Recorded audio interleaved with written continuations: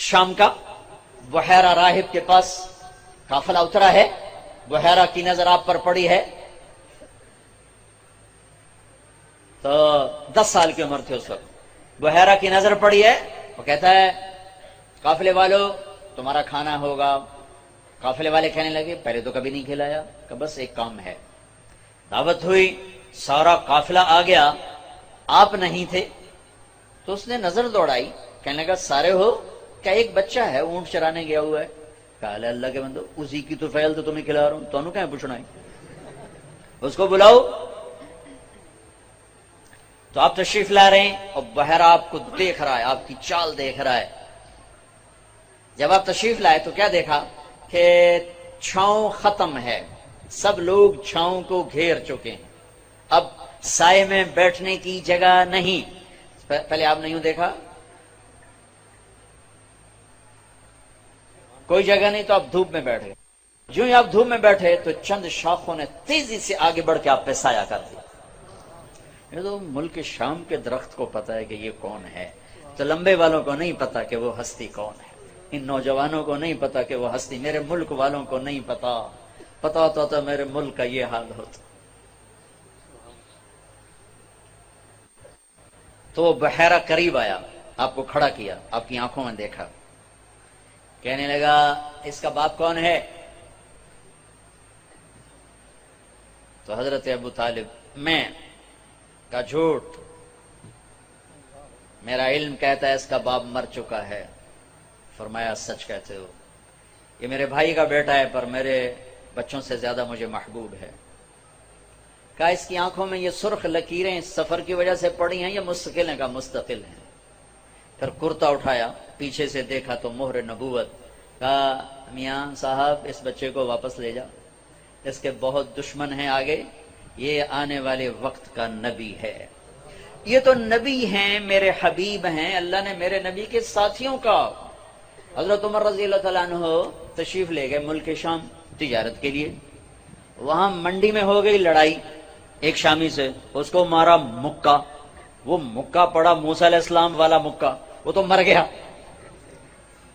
اب ان کو پکڑنے لگے تو وہ بھاگ پڑے، اب کہاں عرب کا بدو، کہاں شہری، کہاں ملائی دیتا، وہ اتنا تیز بھاگے کہ وہ پیچھے پہنچ نہیں پا رہے تھے اور وہ بھاگے جا رہے تھے۔ ایک پادری اپنے گرجے کے دروازے پر کھڑا دیکھ رہا تھا کہ عرب نوجوان، جب وہ قریب آیا تو اس کو یوں اشارہ کیا اندر آ جاؤ، اندر پہنچا دیا۔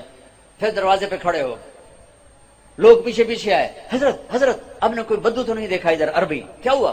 کہ ہمارے بندے کو قتل کر کے بھاگا۔ کہ ادھر کوئی نہیں، چلو۔ وہ بڑے بزرگ تھے تو وہ سارے چلے گئے، یہ اندر تشریف لے گئے۔ کون ہو؟ عربی۔ کہاں سے آئے ہو؟ مکہ سے۔ تمہارے شہر میں کسی نے نبوت کا اعلان کیا ہے؟ کہ نہیں۔ یہ ابھی وہ وقت ہے جب ہمارے نبی نے نبوت کا اعلان نہیں فرمایا؟ کہ نہیں۔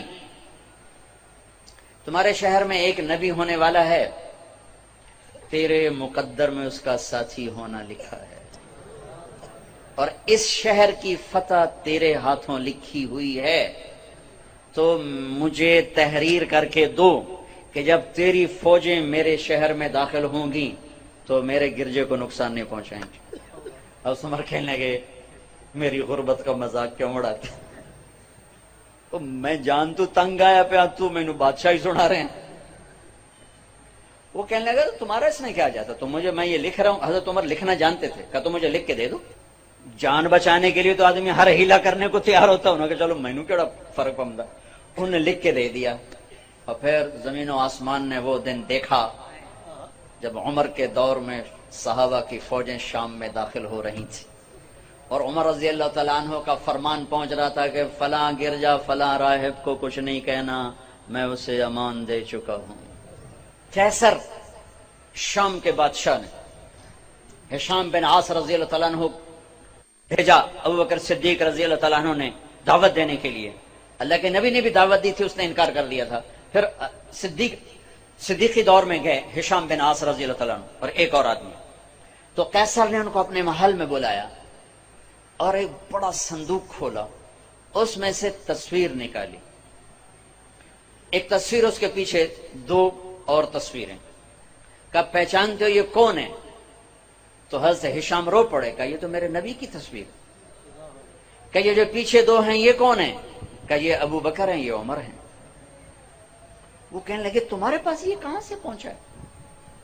کہ یہ اللہ تعالیٰ نے دانیال علیہ السلام کے خزانے میں یہ صندوق ہمیں ملا، دانیال علیہ السلام کے خزانے سے ہمیں یہ صندوق ملا جس میں انبیاء کی، میں نے آپ کو مختصر کر دیا، آخری سے سنا دیا، اس نے کئی تصویریں نکال کے دکھائیں، پھر بتایا یہ آدم علیہ السلام ہیں، یہ ابراہیم ہیں، یہ موسیٰ ہیں، یہ نوح ہیں، یہ فلاں ہیں، یہ فلاں ہیں۔ پھر آخری خانہ کھولا تو اس میں ہمارے نبی کی تصویر، ساتھ ابو بکر اور عمر کی تصویریں تھیں۔ تو انہوں نے کہا یہ ابو بکر ہیں، یہ عمر ہیں۔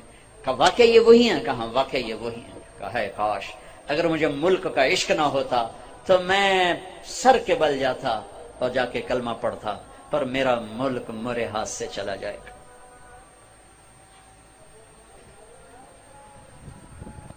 سارے عالم کی نبوت، عمر کتنی؟ 63 سال، اور نبوت کا زمانہ 23 سال، 8156 دن، 8156 دن، اور سارے عالم کو مسخر کر دیا۔ ایک کائنات کے نبی آ رہے ہیں، کل کائنات کے نبی آ رہے ہیں، نبیوں کے بھی سردار آ رہے ہیں۔ آسمان کے اوپر تک پرواز کر دی، زمین سے اٹھا کر عرشوں تک پہنچا دیا، اپنے اور اپنے درمیان، حبیب کے درمیان پردے اٹھا دیے اور حبیب اور محبوب کو آمنے سامنے کر دیا۔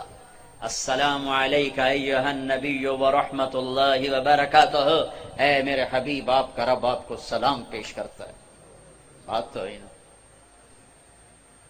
سارے خلا چیر گئے، نہ کوئی خلائی لباس، نہ کوئی راکٹ۔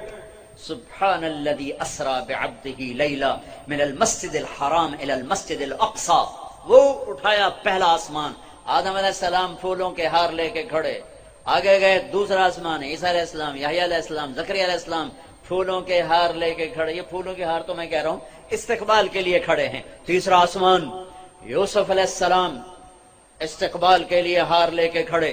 چوتھا آسمان، ادریس علیہ السلام پھولوں کے ہار لے کے کھڑے۔ پانچواں آسمان، ہارون علیہ السلام کھڑے۔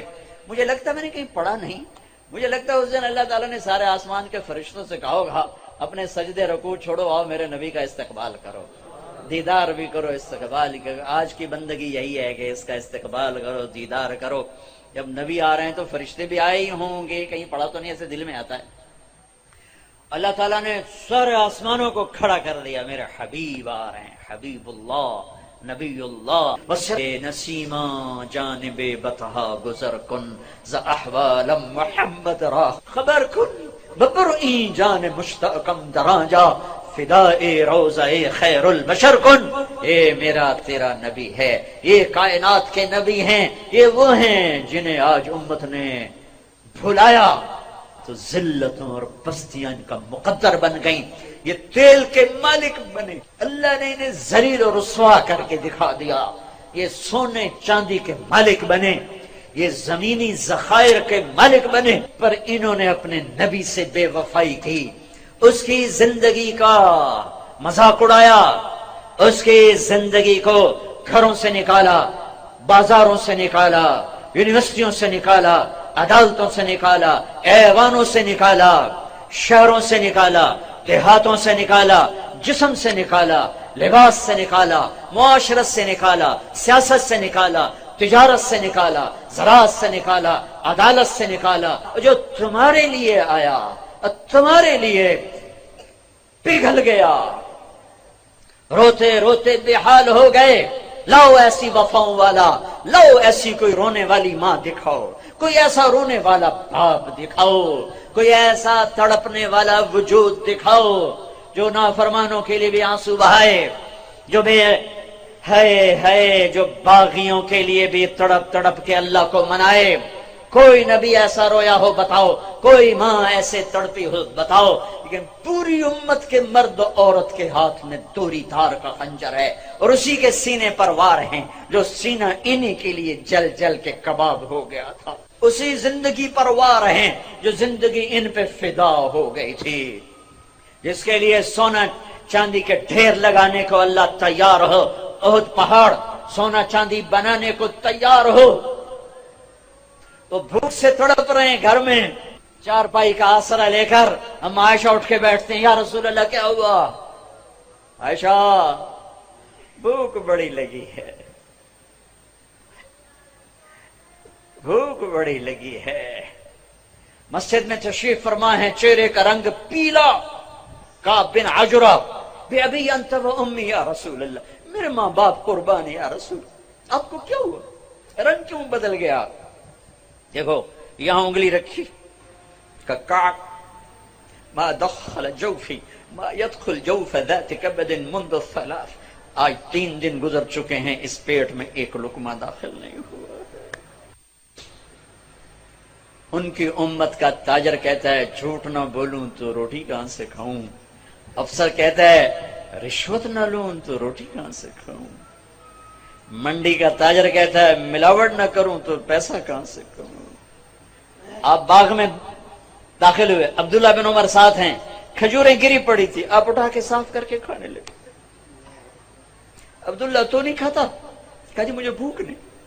कहा अब्दुल्ला मुझे भूख लगी है, आज चौथा दिन है मैंने कुछ नहीं खाया, चौथा दिन। और उम्मत पराठों पे बिक गई, एक नए मॉडल की गाड़ी पे बिक गए, चंद डॉलरों पे बिक गए। कब तक जिंदा रहोगे, कब तक इस पैसे से खेलोगे, कब तक घर की छत तुम्हें पनाह देगी? क्या कब्र का गढ़ा तैयार नहीं है? क्या कफन बाजार में मौजूद नहीं है? क्या कब्र के कीड़े खत्म हो गए? कब्र की अंधेरी रात पे सूरज चढ़ाया है, मुनकर नकीर कमजोर हो गए हैं, जन्नत आग लग गई है, जहन्नम बुझ गई है। कब तक, कब तक? वमल हयातुद दुनिया इल्ला मताउल गुरूर, कुल्लु नफ्सिन ज़ाइक़तुल मौत व इन्नमा तुवफ़्फ़ौना उजूरकुम यौमल क़ियामा। क्या वो दिन नहीं आएगा? फ़इज़ा जाअतित ताम्मतुल कुबरा, नहीं आएगा हंगामा? फ़इज़ा जाअत साख़ा, वो चीख नहीं आ सुनोगे? फ़इज़ा नुफ़िख़ फ़िस्सूर नफ़क़तुन वाहिदा, वो आवाज नहीं आएगी जो फाड़ देगी पहाड़ों का जिगर, चीर देगी जमीन का सीना, ज़ेरो ज़बर कर देगी आसमान की वसातों को, बेनूर कर देगी चांद सूरज सितारों सैयारों को। है ओ मेरे भाइयों, कुत्ता एक वक्त तुम्हारे घर खाता है, जिंदगी भर तुम्हारे दरवाजे पे गुजार देता है। इतने नीचे हम ना जाएं कि कुत्ते की वफा हमसे आगे चली जाए, इतने नीचे ना जाओ कि क़यामत के दिन कुत्ते हमें पड़ जाएं, जालिमो हम तो नापाक तुमसे वफा कर। तुमने कौन सा कलमा पढ़ा था कि चंद सिक्कों पे तुम बिके, एक बंगले एक कोठी पर तुम बिके, तुम्हारे घर में हमने तुम्हारी रूखी खाकर पहरा दिया, जिंदगी तुम्हारे दर पे गुजार दी, तुम्हें हमें से सबक न मिला।